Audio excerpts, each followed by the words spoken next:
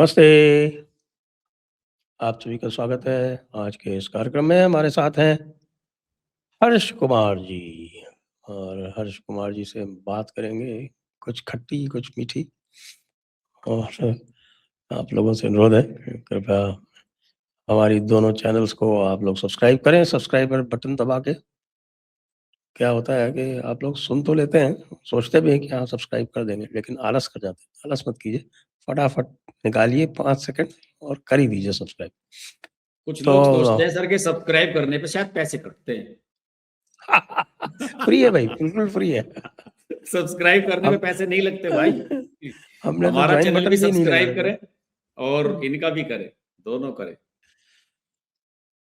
तो हर्ष जी, जी बंगाल के चुनाव अनाउंस हो गए हाँ और जी। बंगाल की चुनाव की घोषणा होते ही ईसीआई ने तो धड़ाधड़ रेल लगा दी वहां पे अफसरों की। जी और न केवल अफसरों की रेल लगा दी, वो कह रहे हैं कि साहब कि 2021 और 2024 में जिन जिन के क्षेत्रों में दंगे हुए थे उनके नाम बताओ फटाफट। और उसके बाद कह रहे हैं कि साहब उनको जो हम संविधान का जो आर्टिकल 311 है जिसमें बिना इंक्वायरी के डिसमिसल होता है, उसका उपयोग करके उनके ऊपर कार्रवाई करेंगे। बिल्कुल सही है। ये तो साहब ममता दीदी तो फंस गई, कैसे चलेगा काम? ये आतंक से ही तो सारा काम कराती थी वो। उनका जो आतंक है उसी से तो सारा काम होता था उनका। जो लोग वोट देने नहीं जाते थे डर के मारे, उनके कारण ही तो वो जीतती थी। काफी कुछ तो एसआईआर की वजह से हो गया, अब क्या होगा? सर सबसे पहले तो सभी दर्शकों का नमस्कार। दरअसल क्या है सर कि ये जो 2 चरणों में चुनाव डिक्लेयर किए गए हैं, इस बात को समझने में बीजेपी को 5 साल लगे। और ये 5 साल बाद भी इन्हें बात इसलिए समझ में आ गई कि कुछ जो ममता जी के खासम खास लोग थे, जो कोर टीम का उनका मेंबर हुआ करते थे, वो बीजेपी में आ गए, जैसे शुभेंदु अधिकारी। ये हमेशा से शुभेंदु अधिकारी को तो एक समय ये कहा जाता था कि अभिषेक बनर्जी से भी पहले कि ये ममता बनर्जी के उत्तराधिकारी हैं, उस पोजीशन में हुआ करते थे ये वहां पे। लेकिन जैसे जैसे ममता ने अभिषेक बनर्जी को आगे बढ़ाना शुरू किया तो इनसे दूरियां बढ़ती चली गई। तो वो लोग जब आते हैं और फीडबैक हाईकमान को अपना देते हैं कि किस तरीके से वहां व्यवस्था होती है, तो उससे सब इन चीजों को समझ में आया। और वो जो रेड हुई थी ना वहां साल्ट लेक वाले ऑफिस पे, उसमें उसमें सब यही चीजें तो थी कि पहले राउंड में किसकी ड्यूटी कहाँ होगी, दूसरे में कहाँ, चौथे में कहाँ, फिर 5वें राउंड में जो है वो दूसरे राउंड वाले 5वें में पहुंच जाएंगे, फिर पहले वाले 6ठे में पहुंच जाएंगे। तो आप ये क्या पता सोच चल रहे गया थे इनको, तो इन्होंने 2 राउंड में कर दिया। हाँ। और वहां आपको ध्यान होगा सर, मैंने तो सर 5 दिन पहले वीडियो बनाया था, मेरा टाइटल था वीडियो का यही कि बंगाल में चुनाव 5 राउंड में। अब की बात 5 दिन पहले बनाया था मैंने। तो उसमें क्या हुआ था कि जब ये सारे के सारे लोग गए थे ना पार्टियों वाले मिलने के लिए, इनसे अलग अलग बुलाया गया था सबको। तो सर उसमें आपको ध्यान होगा कि भाजपा का प्रतिनिधि मंडल जो मिला इनसे, उन्होंने साफ तौर पर यह कहा था कि साहब चुनाव 5 राउंड में होना चाहिए। ये देखिए सर, मैंने 5 दिन पहले बना रखा है ये वीडियो। बंगाल में 2 चरणों में चुनाव, और ये 10 मार्च का वीडियो है। और प्रेस कॉन्फ्रेंस अभी हुई है संडे में 15 मार्च को। तो सर हाँ, तो उसमें गर्मा सभी गर्मी क्या उसमें हुई थी साहब? आपने कौन सी गर्मा गर्मी गर्मा गर्मी तो इनकी रोज ही होती रहती। वो सर वो गर्मा गर्मी तो उल्टा हुई थी ना उस दिन। इनकी जो वो वित्त मंत्री है चंद्रिमा भट्टाचार्य, टीएमसी की वहां की, उसे भेजा था। फिराद हाकिम ये सब लोग गए थे वहां पे। तो वहां पे गर्मा गर्मी ये हुई थी, वहां ज्ञानेश कुमार ने इन्हें धमका दिया था। उन्होंने कहा था कि डोंट शाउट, ये तो अखबारों में छपी है खबर। वो चिल्लाने लगी कि आप ये कर रहे हो, वैसे मेज पीटने की आदत है इन लोगों की, आपने एसआईआर में ये करा दिया। उसने कहा कि ऐसा है, सुनो, एसआईआर तुम्हारी वजह से लेट हुआ है। तुम लोग सुप्रीम कोर्ट गए और उसके बाद वहां पे जुडिशियल ऑफिसर्स अपॉइंट हुए उसको निपटाने के लिए, कि आप लोगों की वजह से देर हो रहा है, मेरे पे चिल्लाने की जरूरत नहीं है, जाओ अपना काम देखो। तो ज्ञानेश कुमार का एटीट्यूड जो है वो साफ तौर पे ये दर्शा रहा था कि वो अब इनकी कोई सुनने वाले है नहीं, क्योंकि इन्होंने सीधे सीधे उन पे लांछन लगाए थे, उनके परिवार के लोगों पे लांछन इन लोगों ने लगाए थे। और आपने ये ध्यान किया इस बार जो संडे में प्रेस कॉन्फ्रेंस हुई सर, 45 मिनट में प्रेस कॉन्फ्रेंस निपटा दी ज्ञानेश कुमार ने। 2-3 हाँ, पत्रकारों के वरना तो सवाल लिए। 3-3 घंटे करते हैं वो लोग। हाँ, फिर 2-3 पत्रकारों के सवालों के जवाब लिए, और जब उन्हें दिखा कि ये सारे टीएमसी वालों ने बैठा रखे हैं यहाँ पे पत्रकार, वो सब वही सवाल पूछ रहे थे कि एसआईआर पे इतने बड़े सवाल हो रहे हैं फलाने। वो समझ गया कि ये सारे एजेंडा लेके आए हुए पत्रकार हैं। उसके बाद उन्होंने कहा थैंक यू जेंटलमैन, आइए चाय पीते हैं। 40-45 मिनट में निपटा बाकी के। सवाल चाय पर। हाँ, चाय पर अनऑफिशियली बात हो जाएगी। चाय पे तो आपको पता ही है, अनऑफिशियली सब कुछ बता देते हैं, जब तो कुछ भी पूछ लो आप उनसे, कैमरे के सामने जाएगा। उन्होंने 5 मिनट में सारा चुनाव कार्यक्रम बताया, पहले अपनी कहानी कही और 5 मिनट में बता के वो स्लाइड्स जारी की और वो सोशल मीडिया पे डाल डाल के खत्म कर दिया। और सर मैं आपको बताऊं, जो मैंने वहां से फीडबैक लिया है, मैं तो बंगाल के चुनाव बड़े ध्यान से कवर करता हूँ। पिछले वाले में भी मैंने कम से कम 100 वीडियो बनाए होंगे बंगाल पे 2021 के चुनाव में भी। तो सर वहां चुनाव में इस बार 1 मार्च से ही जो सीएपीएफ की कंपनीज हैं वो पहुंच चुकी हैं। 450 कंपनी तो 2300 कंपनी। तो आप समझ रहे हैं ना सर। तो वहां पे पूरी व्यवस्था इन्होंने कर ली है, और ये समझ गए हैं कि चुनाव जितना जल्दी निपटेगा पश्चिम बंगाल का, उतना ही बढ़िया इनको रिजल्ट निकल करके सामने आएगा। तो इन्होंने टोटल फीडबैक लिया, और इसमें निश्चित रूप से जो है गृह मंत्रालय की भी भूमिका है कि भाई नहीं, चुनाव जल्दी कराना है, वरना सरकार कहेगी अगर 8 चरण में कराना तो 8 में कराएगा, चुनाव आयोग 7 में कहेंगे 7 में कराएगा। लोकसभा में 1 चरण ही तो कम किया था। और सर देखिए, ये जो ज्यादा चरणों वाला सिलसिला शुरू हुआ था पश्चिम बंगाल में, ये सर ममता बनर्जी के रिजीम से ही शुरू हुआ। 2001 का जो चुनाव था यहाँ का, वो 1 राउंड में हुआ था, और जो लास्ट टाइम इनकी सरकार बनी थी वामपंथियों की 2006 वाले चुनाव में, उसमें इन्होंने 5 राउंड कर दिए थे, क्योंकि उसमें बड़ी हिंसा हुई थी। और फिर ममता जी जब आई, उसके बाद से तो पूछो ही मत, बवाल हो रहा है, कभी 6, कभी 7, कभी 8, ये चरण, ये इस तरह से चलता रहा सिस्टम। लेकिन सरकार को ये लगा कि भाई इस तरह से करके आप छोटे छोटे राउंड में करा के, आपको ममता बनर्जी और टीएमसी के जो गुंडे हैं उन्हें पूरी ताकत के साथ हर राउंड में जाने का मौका दे रहे हो। अगर उनके पास 500 गुंडे हैं तो वो 500 के 500 फिर हर राउंड में जाएंगे। अब वो 500 के 500, 250 तो बटेंगे कम से कम। तो ये 1/4 हो गया ना। हाँ, 1/4 हो गया जी, चौथाई हो गया अच्छा, मामला बिल्कुल ही। गुंडों के बारे में भी एक बात चल रही है, वही कि साहब की जिस दिन गुंडे आपको लगने लगे कि साहब के गुंडे अगर न्यूट्रल हो रहे हैं, तब बहुत बड़ा खतरा है। गुंडे अब न्यूट्रल हो मुझको रहे कुछ लोगों ने कहा कि साहब गुंडे न्यूट्रल हो रहे हैं इस समय। अगर गुंडे न्यूट्रल हो रहे हैं भाई साहब, तो समझ लो फिर ममता जी कहीं फिर नहीं और बच सकती। एक तरफ गुंडे न्यूट्रल हो रहे हैं, अब आप पता नहीं किसके बारे में कह रहे हैं। मोदी जी ने जो शनिवार को रैली की है परेड ग्राउंड पे, उन्होंने तो कहा है कि यहाँ के जो भद्र लोग हैं वो न्यूट्रल हो रहे हैं। उन्होंने तो कहा कि भद्र लोग जो है यहाँ का, वो समझ गया है कि ममता दीदी के साथ जाने में कोई फायदा है नहीं, और ये सब ऑब्स्ट्रक्टिव चीजें हैं। जो भी काम होता है, जो भी योजनाएं होती हैं, उसे किसी को पूरा होने नहीं देते हैं। तो भद्र लोग भी यहाँ के समझ गया साहब ऐसा है वहाँ के भद्र लोग को तो कम से कम कोलकाता का तो मैं जानता हूँ, किसी भद्र लोग को वोट ही नहीं डालने दिया जाता था अभी तक। अब सारी कॉलोनी, सारी जितनी भी सोसाइटीज़ हैं उसमें सब में अलग-अलग बूथ बन गए हैं। उसमें बाहर वालों को एंट्री नहीं है, तो हाँ। बाहर से कोई आ नहीं पाएँगे, उनके जो बूथ एजेंट हैं उनके अलावा कोई आ नहीं पाएगा। तो साहब मामला जो है ना जितने भी वो डलेंगे फेयर वोट डलेंगे, और जो रह जाएंगे तो वो रह ही जाएंगे। जो रह जाएँगे, पहले क्या होता था हाँ, वो भी डलते थे। कि ये सोसाइटी में किसी में बूथ होता नहीं था। तो सोसाइटी के बाहर गेट पे वो उनके गुंडे आके बैठ जाते थे, और जो भी आता था उससे कहता था नहीं आप आपको वोट ही डालने जाना है ना? पड़ जाएगा, आप जाओ, आप आराम करो, आज छुट्टी मनाओ, आज छुट्टी, बाहर जाने की ज़रूरत नहीं। ऐसे करके पूरे कोलकाता में ऐसा आतंक था, और ख़ास तौर से आप देखिए जो अ, आपके एक बोरा सोंको करके एक मारवाड़ी मेजॉरिटी जो कॉन्स्टिट्यूएंसी है, उसमें जो वोटिंग परसेंटेज है, वो 40-40% मारवाड़ी को वोट ही नहीं डालने देते।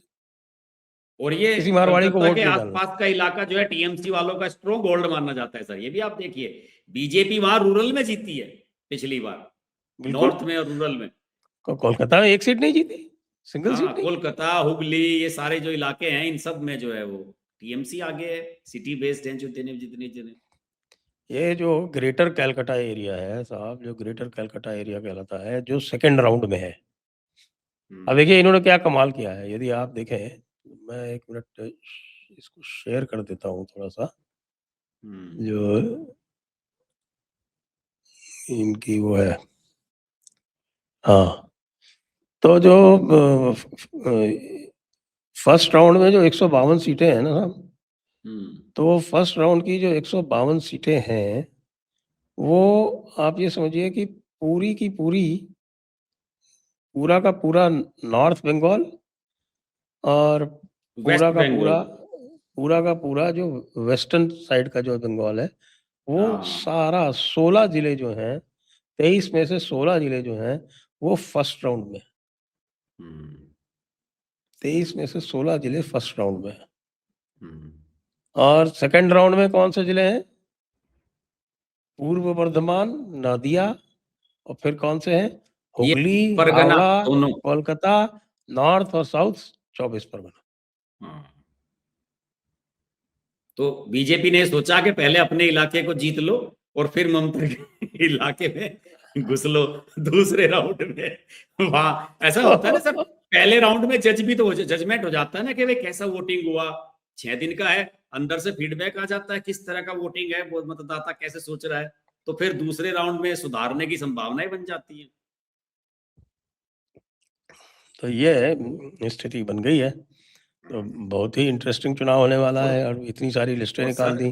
पहले सर ये राउंड में देखे ना, चीफ आप सर सेक्रेटरी, देखे होम ना कि जिस सेक्रेटरी दिन को हटा चुनाव दिया। डिक्लेयर हुआ अगले दिन पहली लिस्ट निकाल दी भाजपा ने। इतनी जल्दी कहाँ निकालते हैं ये लोग, ये तो इन्होंने भाजपा वाले निकाल तो दी, बहुत प्लस लेट देते हैं सूची।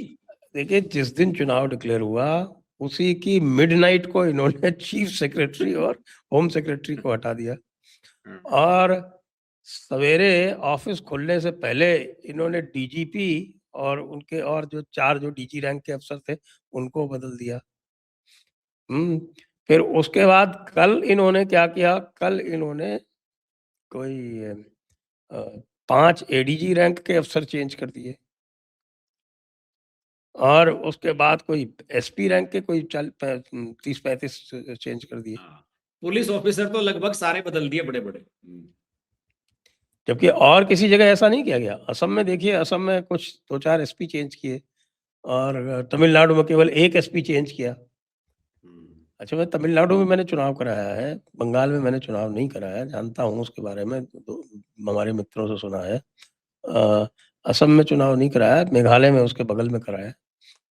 तो तमिलनाडु में, कर्नाटका में, और केरला में, जैसे केरला में भी मैंने चुनाव कराया।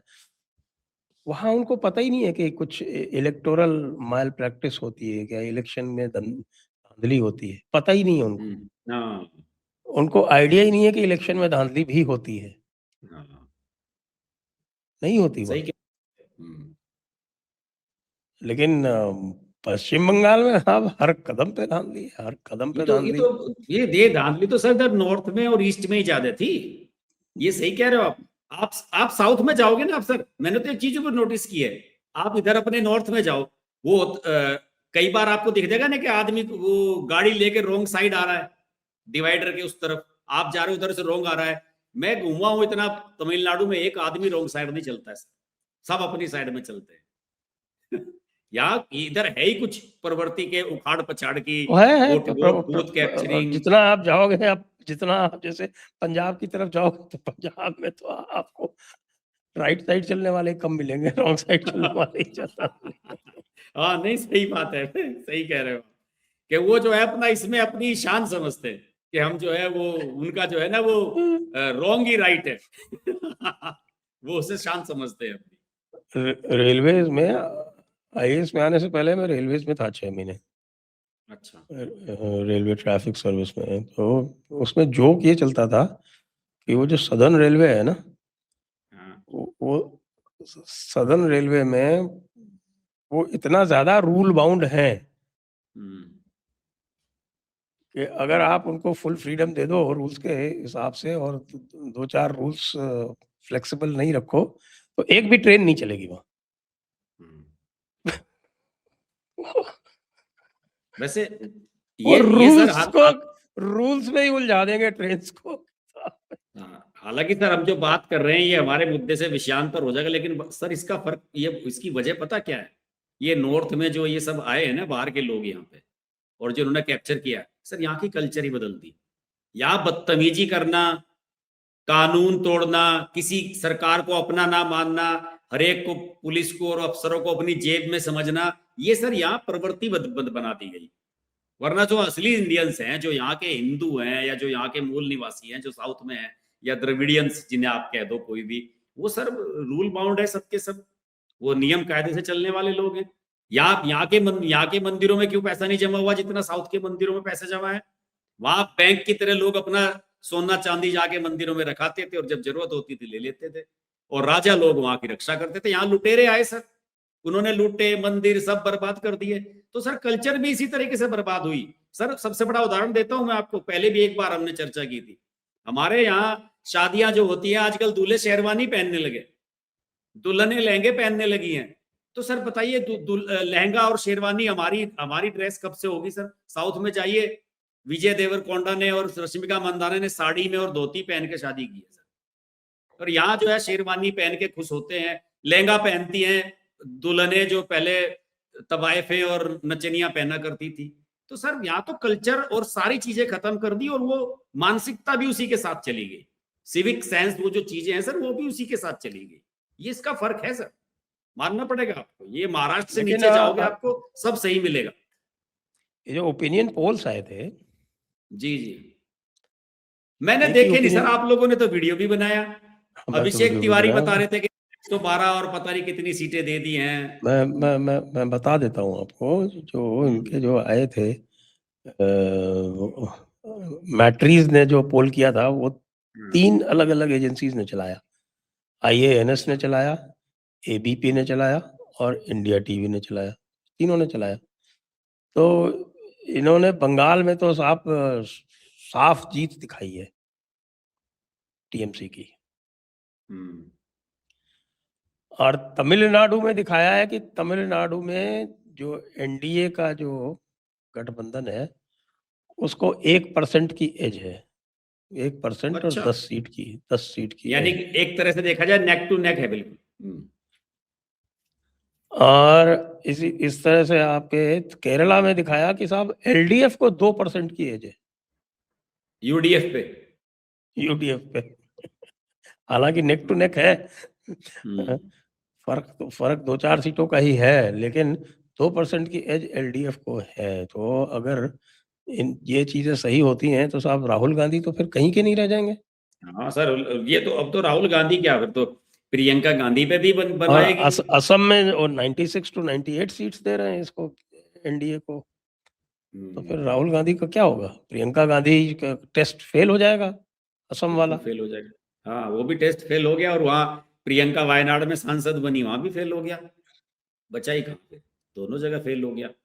तमिलनाडु का तो सर ज्यादा ज्यादा ये बता रहे हैं। हालांकि आज मैं देख रहा था कि विजय का बयान आया है, विजय को लेके बहुत अटकलें लगाई जा रही हैं कि साहब वो एनडीए में आ सकता है। तो विजय ने तो आज बाकायदा बड़ा पुरजोर खंडन करा है, फ्रंट पेज पे छपी हुई है चेन्नई में अखबारों में, कि मैं बिल्कुल भी एनडीए के साथ नहीं जाऊंगा। अब ये तो पता नहीं वो, विजय के आने से एनडीए को क्या फायदा है? विजय के रहने से तो डीएमके के वोट कटते हैं। ये कौन बेवकूफ है एनडीए में जो उसको अपने साथ लाना चाहता है? नहीं चर्चाएं ये रहती है नहीं सर, ये डीएमके वाले फैलाते हैं ना कि देखिए आप इसे वोट मत दो, ये आने वाले टाइम में उधर चला जाएगा, मैं ये कह रहा हूँ। तो उसने उसका खंडन किया है, क्योंकि उसे लगता है कि वो ट्रैप में उसे फंसाया जा रहा है, वोटर को कंफ्यूज किया जा रहा है। लेकिन कंफ्यूज होता नहीं है सर वोटर इन लोगों के कहने से। वोटर वोटर बहुत होशियार है इस देश का, उसे जहां वोट देनी है वो देता है। और अब तो बिल्कुल चुप रहने लगे हैं। एक हमारे मित्र हैं, वो अभी कोलकाता गए थे एक प्रोग्राम में, आपको ध्यान होगा कि जे साई दीपक का और एक और कौन है वो दूसरे, उनका कोई कार्यक्रम था वहां पे, उनका कोई स्पीच वगैरह कुछ सम्मेलन वगैरह था। तो उसमें हमारे एक मित्र गए थे, तो वो बता रहे थे कि भाई हमने लोगों से पूछते हैं जब कि भाई क्या लग रहा है यहाँ, ममता का क्या लग रहा है ये वो, तो कि जब हम कहते हैं कि भाई सेंटर ने यहाँ काम बढ़िया करा है और सभी जगह बढ़िया काम हो रहा है, यहाँ भी काम बढ़िया हो रहा है, तो कह रहे थे चुपचाप सुनते हैं लोग, उस पर कोई रिएक्शन नहीं देता। कोई इस तरह का रिएक्शन नहीं देता कि भाई नहीं ये तो गलत है लोग या डरते बढ़िया हैं, है। लोग डरते हैं, डर तो हाँ, है ना वो कि साहब के चारों तो तरफ वो कह रहे थे कि गुंडे वो घूम रहे हैं, चलते चारों तरफ जासूस घूम रहे हैं, तो जब चारों तरफ गुंडे जासूस घूमते हैं, तो आप याद कीजिए कि क्या स्थिति थी आज के जैसे आप ईरान में चले जाइए, किसी से पूछिए तो कोई सच नहीं बोलेगा। पहले एक हाँ, ज़माने में सोवियत संघ होता था, वहाँ पे किसी से आप पूछते तो मैं तो गया हूँ उस टाइम के जब सोवियत संघ हुआ करता था, तो हुँ, वो वहाँ कोई पॉलिटिकल बात आप कर ही नहीं सकते थे। बिल्कुल, हुँ, लोग जो है वो तुरंत चुप खींच जाते। हाँ, डरते थे। तो उसी तरह का माहौल वहाँ बना रखा है, तो हुँ, कैसे कोई करेगा? लेकिन अब लग रहा है कि साहब थोड़ा-थोड़ा खुल रहा है मामला, कुछ-कुछ लग रहा है हुँ। मुझे, अच्छा खुल वैसे रहा है। सर चुनाव बड़े चटपट होने जा रहे हैं। बड़ा कम टाइम लेकिन दिया ये तो ज़्यादा है टाइम। ज्ञानेश कुमार ने ममता की नाक में दम तो कर दिया है। हाँ, ये वहाँ पे एक प्रेस कॉन्फ्रेंस में एक ने ये पूछा था कि आपने देखी थी वो प्रेस कॉन्फ्रेंस ज्ञानेश वाली? नहीं, जो नहीं। जिसमें 2-3 सवाल भी हुए आखिर में। उसमें उस एक पत्रकार ने पूछा कि जैसे चुनाव आयोग टीएन सेशन के समय में हुआ करता था और बड़ा उसका वो एक रुतबा हुआ करता था, चुनाव आयोग आज उस तरह का रुतबा उसका क्यों नहीं है? उस सवाल का जवाब ही नहीं दिया ज्ञानेश कुमार ने। दूसरे सवाल का जवाब दे दिया।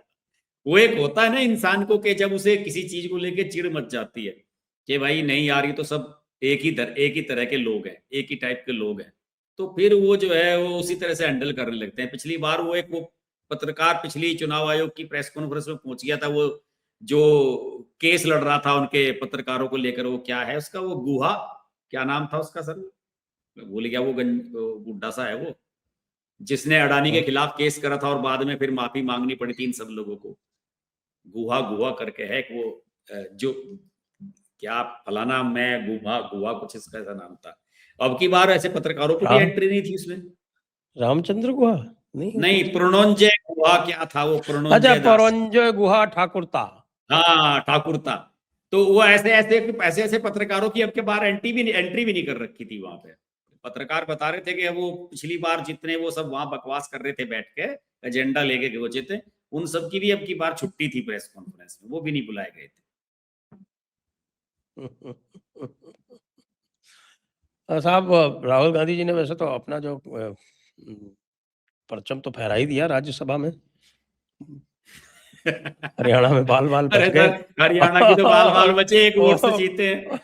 ओडिशा और उड़ीसा में तो ओडिशा कमाल और कर दिया। बिहार में ऐसी-तैसी करवा ली अपनी। सर उड़ीसा में तो बीजू जनता दल के जो 3 एमएलए हैं, क्रॉस वोटिंग हुई है जो वहां, उन्होंने तो ये कहा कि साहब बीजू जनता दल, हमारे बीजू पटनायक ने कांग्रेस की विचारधारा के अगेंस्ट ये पार्टी बनी, जैसे कि लालू की पार्टी बनी थी या जेडीयू बनी या समाजवादी पार्टी बनी, कि भाई ये कांग्रेस की विचारधारा के खिलाफ बनी और आप कांग्रेस के साथ कह रहे हो कि पैक्ट कर लो।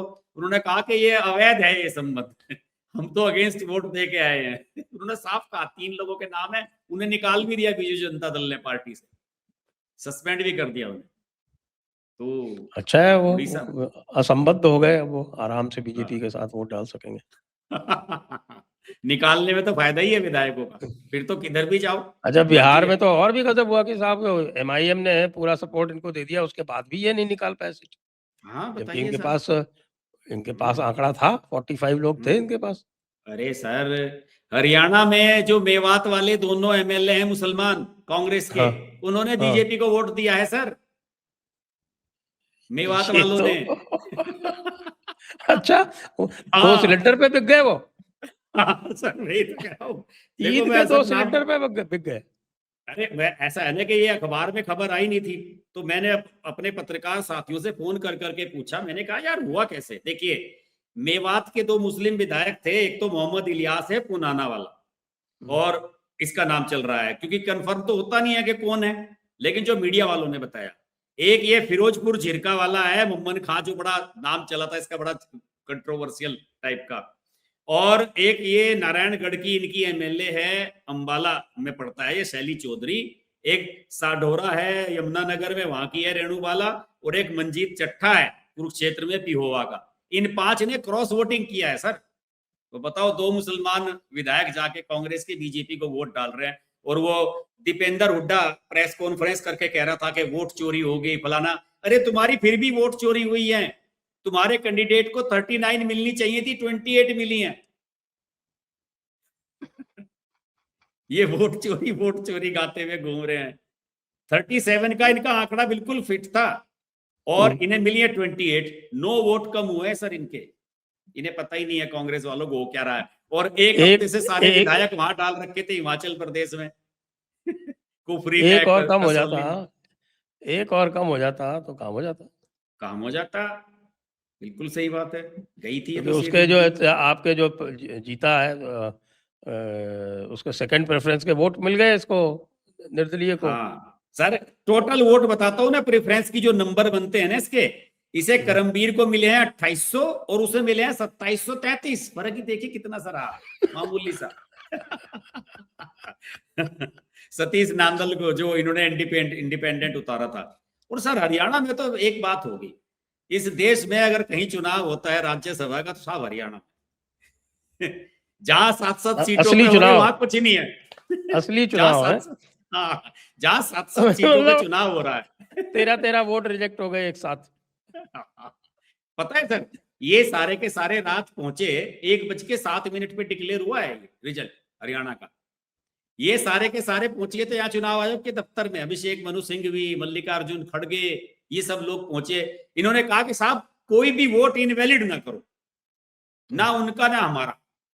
उन्होंने कहा कि भाई ऐसे कैसे होगा, किसी ने तो, उसने तो, एक ने तो, कांग्रेस वाले ने उसका फोल्ड ही गलत कर दिया था कि ये तो साफ जो है गलत है, इससे तो आप इंडिकेशन दे रहे हो, जो गोपनीयता होती है वो तो बंद हो जाती है। कई बात हुई। उन्होंने कहा कि ये अनिल विज जो है उस पे आया व्हील चेयर पे डालने के लिए वोट। कांग्रेस वाले कहने लगे इसका वोट रिजेक्ट करो। उन्होंने कहा कि भाई उसकी उस बीमार है वो। उन्होंने कहा कि ये उल्लंघन है इसका, ये कह रहे कि व्हील चेयर पे क्यों आया। ऐसे बेकार के तो तर्क दे रहे हैं सर, ऐसे ऐसे कुतर्क चले उसमें। और फिर 10:30 बजे के आसपास क्या हुआ कि चुनाव आयोग ने सीसीटीवी कैमरे की सारी रिकॉर्डिंग देखी कि किसने कैसे कैसे वोट डाल दी है और किसकी इनवैलिड होगी। तब जाके इनकी शायद 1 या 2 वोट इनकी इनवैलिड हुई कांग्रेस वालों की, तब इनका मामला डाउन हुआ। ऐसे ऐसे गणित बना इनका। बड़ा दिलचस्प रहा सर चुनाव। अच्छा एक बात आपको पता है, इस बार तो बच गए ये। अब अगला राउंड जून में होना है। हाँ वहां तो लेकिन कम सीटें होंगी उस समय तो। नहीं तो मैं बता रहा हूँ ना आपको, उसमें गुजरात जैसे है तो अगला राउंड होना है। तो अभी जो है इनकी स्थिति हो गई है कि अब इनके पास 26 सीटें हैं कांग्रेस के और पास। हाँ, और अभी 35 या 38 सीटों के चुनाव इसी साल में होने हैं। हाँ अभी जून में होने हैं, फिर शायद अगस्त सितंबर में होने। हाँ हाँ, अक्टूबर में, नवंबर तो में। जब ये जो पूरा जब ये राउंड हो जाएगा तब ये घट के 25 के नीचे आ जाएंगे। हाँ तो 25 ही चाहिए इन्हें अभी फिलहाल। तो विपक्ष 25 का। के नीचे आते ही खड़गे साहब की विदाई हो जाएगी। एलओपी नहीं रहेंगे। हाँ वो लू नहीं रहेंगे। लू नहीं रहेंगे। लेकिन सर ऐसा ऐसा ना हो कहीं ये दोनों सदनों से ही लू जाता रहे इनका। अभी निशिकांत दुबे वाले प्रस्ताव को उन्होंने दबा रखा है, पता नहीं क्या कर रहे हैं, रेल बजट उसके चक्कर में लगे हुए हैं। उसका क्या अभी तो टाइम है उसमें भी तो कुछ होना चाहिए सर। निशिकांत दुबे ने जो प्रस्ताव ला रखा उस पर तो कुछ इन्होंने फाइनल किया ही नहीं अभी तक। अब हाँ मतलब आज जैसे अभी चल रहा है, मैं देख रहा हूँ कि रेल बजट पे चल रही है चर्चा। आज 6 बजे अश्विनी वैष्णव बोलने वाले हैं, उस पर जवाब देंगे। तो ये अपना सारा काम निपटा के फिर मुझे लग रहा है कि आप देखिए 1-2 दिन में निशिकांत दुबे का वो लाके और कर दो अपना कुछ खेल। नहीं, अभी एक और इम्पोर्टेंट काम आने वाला है ना, अभी उसमें जो महिलाओं वाला महिलाओं के लिए जो सीटें रिजर्व करने वाला जो बिल है, उसमें अमेंडमेंट ला रहे हैं ये। अच्छा। उसमें अमेंडमेंट ये ला रहे हैं कि अगला जो राउंड होगा असेंबली इलेक्शन का, उसी से लागू कर देंगे सेंसस और डिलिमिटेशन के वेट किए बगैर। अच्छा, जो अभी नेक्स्ट स्टेट्स के जो चुनाव आ रहे हैं उन्हीं में नेक्स्ट जो भी राउंड होगा, नेक्स्ट राउंड तो अब वही होगा यूपी पंजाब। हाँ यूपी पंजाब उत्तराखंड मणिपुर यही सब होंगे।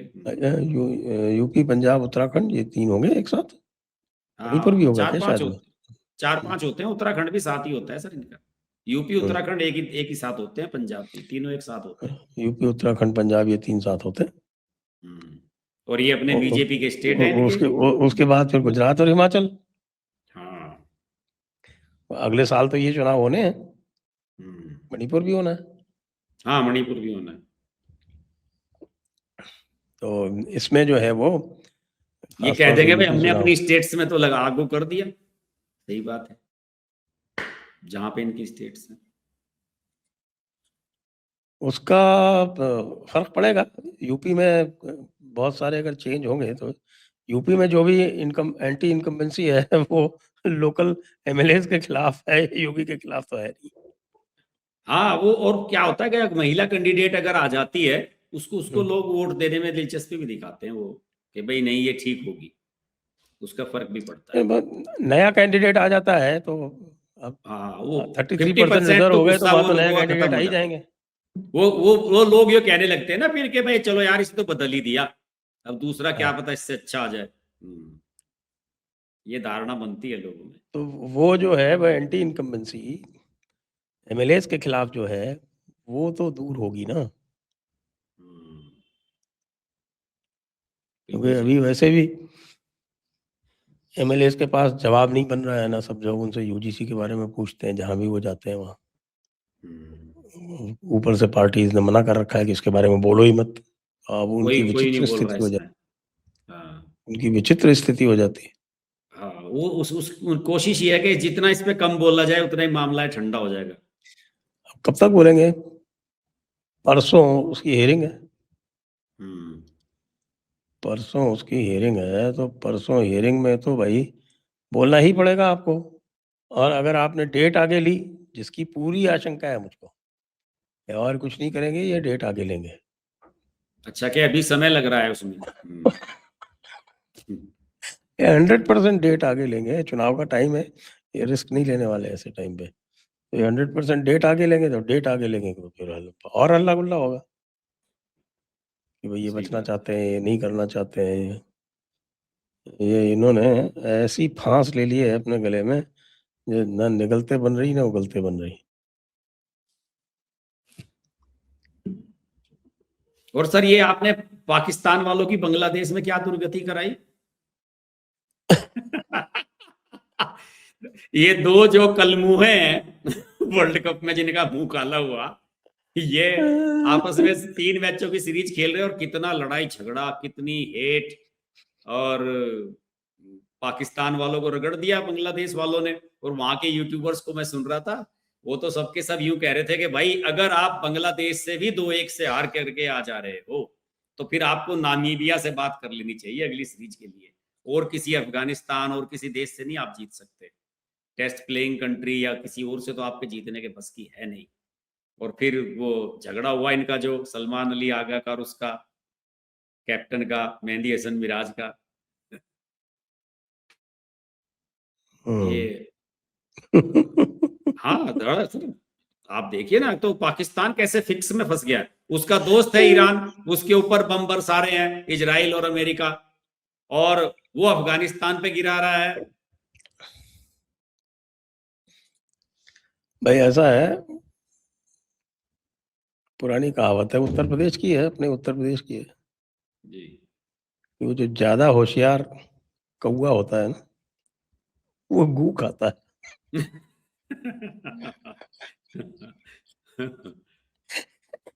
तो ये ज्यादा होशियार है हाँ हाँ। पाकिस्तान वाले। अरे बड़ी बड़ी बेइज्जती हुई सर इनकी बहुत। ये बड़ी मतलब ये एक बड़ा एक ये सोच के गए थे कि हम 3-0 से उन्हें हरा के आएंगे, बांग्लादेश वाले को। और मैं आपको बताऊं कि वहां उसकी लड़की मैच देखने के लिए पहुंची हुई थी, वो जो रहमान इनका वो बना है प्रधानमंत्री, खालिदा की पोती, वो मैच देखने के लिए पहुंची थी। उसने, उसके सामने उन्होंने खूब चौके छक्के जो उड़ाए, 290 का टारगेट दिया, साले को हरा दिया पाकिस्तान वालों को। अरे वो बहुत खुश हो रहे हैं कि देखिए हमने जो है वो 290 का टारगेट बहुत जांबाजी से हमने चेस किया, बस थोड़ा सा रह गया।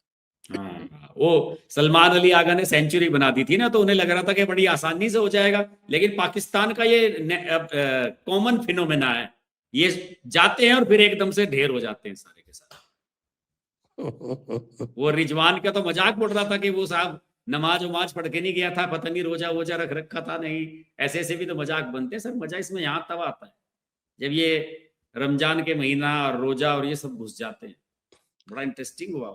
टीएमसी ने अपने 294 कैंडिडेट की लिस्ट जारी कर दी। अच्छा, सारे के सारे कर दिए पूरे? सारे के सारे। और बढ़िया। ममता बनर्जी भवानीपुर से ही लड़ेंगी। अच्छा, वो तो शुभेंदु अधिकारी ने तो पहले 2 जगह से कर दिया था, नंदीग्राम और भवानीपुर, तो वो नंदीग्राम से भरेगा ही नहीं अब, वो कहेगा मैं तो नहीं भवानीपुर से ही भरूंगा। नहीं, 2 जगह से लड़ रहा है, 2 जगह से लड़ रहा है, जानबूझ सर के 2 जगह से लड़ वो मुझे लग रहा है कि इस चक्कर में लड़ रहा था कि ममता बनर्जी पता नहीं कहां से उतरेगी। अब क्या जरूरत है सिर्फ 2 जगह से लड़ने की? नहीं, अरे आप गेम ही नहीं समझ रहे। गेम दूसरा है। गेम ऐसा है कि ममता को फंसा दो भवानीपुर में, और ममता जो है वो बहुत डरी हुई है। शुभेंदु अधिकारी ने एक बार हरा दिया है ना उसको, तो उससे तो हाँ वैसे भी वो बहुत डरती है।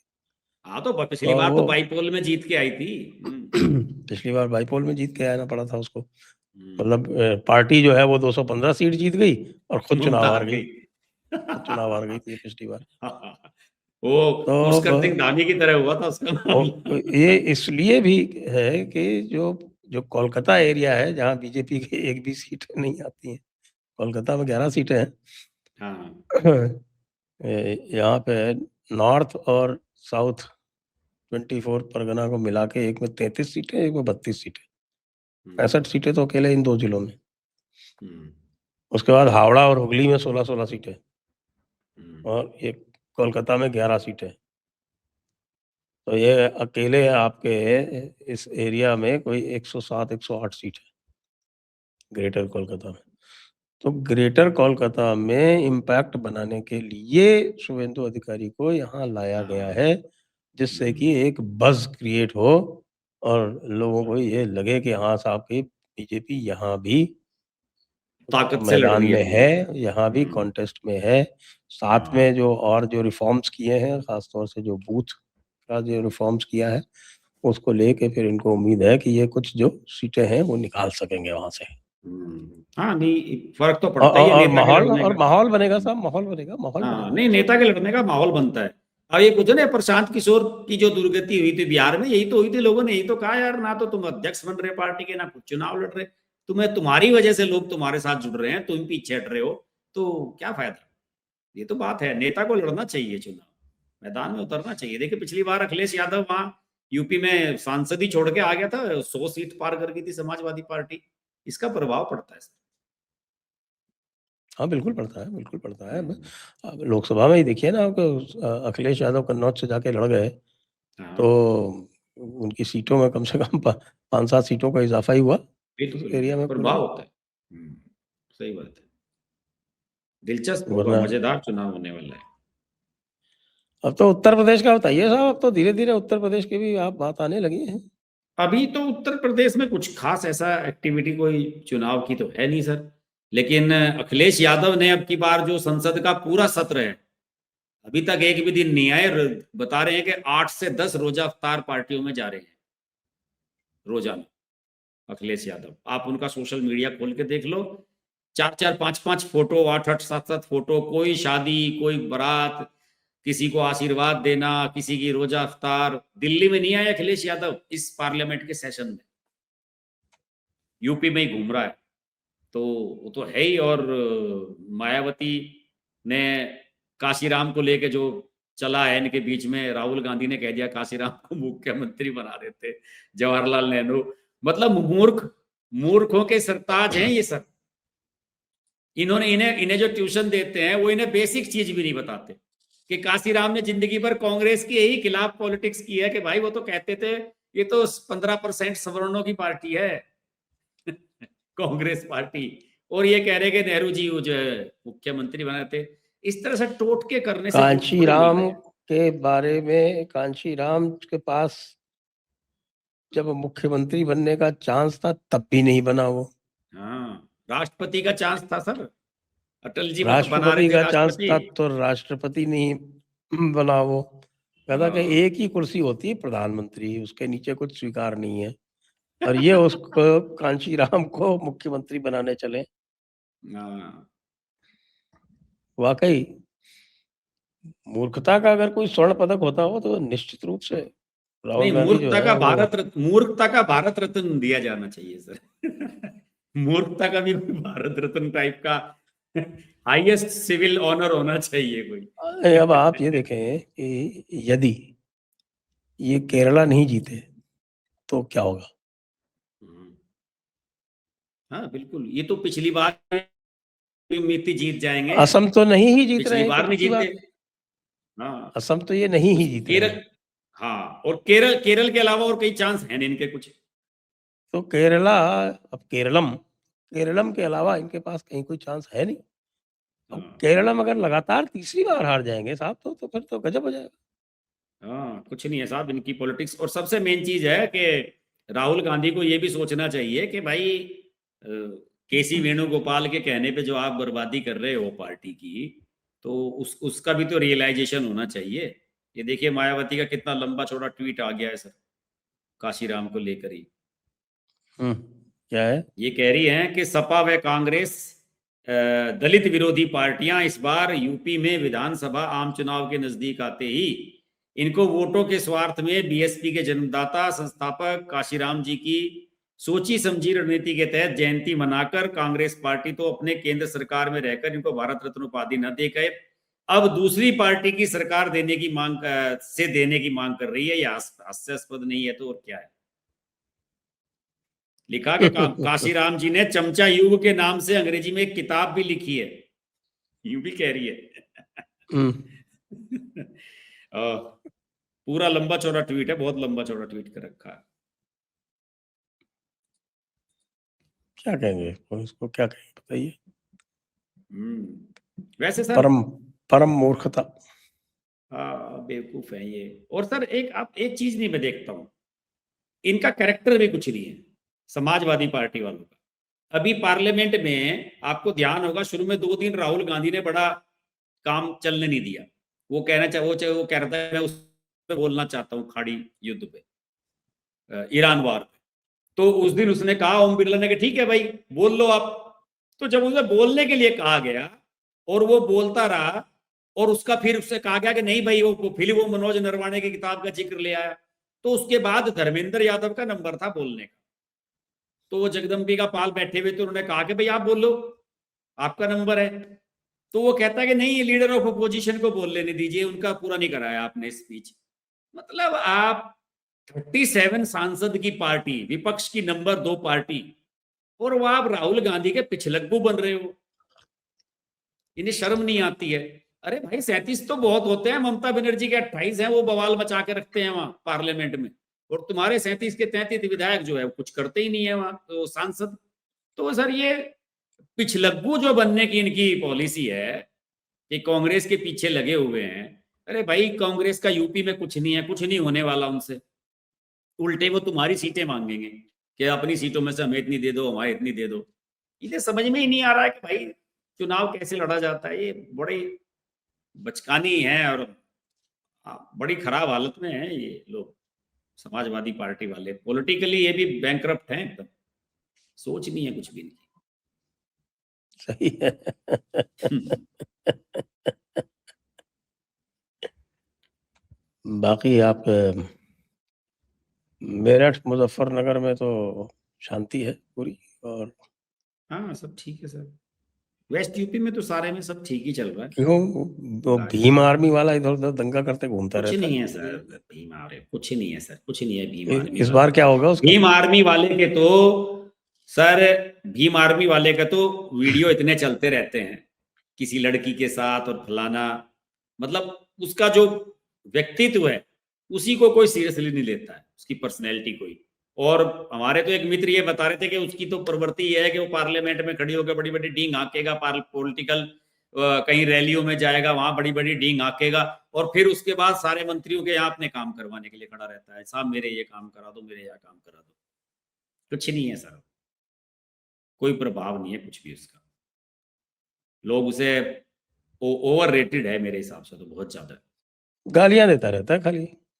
हाँ, बोलने की तमीज़ नहीं है, कहने वैसे तो वकील है, पढ़ा लिखा है, ना बोलने की सेंस है, ना कोई अच्छा मुद्दा है, ना संसद में आप ढंग से कोई बात उठाते हो, कोई सिंसियर बात नहीं आप करते हो उस तरह की, फालतू की बात करता है, बेकार है। उससे तो बढ़िया आपका वो राजकुमार रौत है, बहुत बढ़िया है, आदिवासी पार्टी वाला।